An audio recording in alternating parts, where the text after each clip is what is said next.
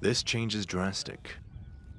Around this region of Hirosha in northwestern Pakistan, hills that were once arid are now covered with forest.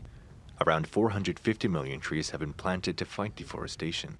Before replantation, this was completely barren, a barren land, and now they have a green gold. But that's just a fraction of the effort across the province of Khyber Pakhtunkhwa that from 2015 to 2016 saw thousands of laborers planting trees at regular intervals. Roughly 1.2 billion new trees are now growing here. The plantation have improved the scenic beauty. It has controlled the erosion. It will contribute to mitigate climate change.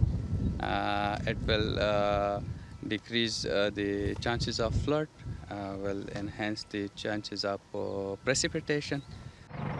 It's part of the Billion Tree Tsunami, an effort by the Khyber Pakhtunkhwa provincial government costing $169 million. Over the last 60 years, more than 60% of forests disappeared in some areas due to the drying up of rivers and large-scale logging.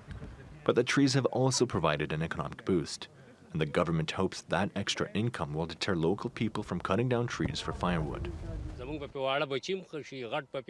Our kids, elders and widows will get their part of the money.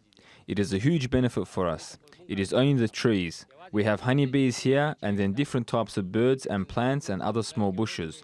So these are beneficial for us. The Pakistani Taliban also stripped trees throughout the high valleys in the north part of the province from 2006 to 2009.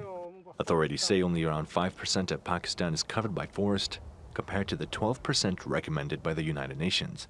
And initiatives like this one could help Pakistan reach that goal. Yasin Ekan, TRT World.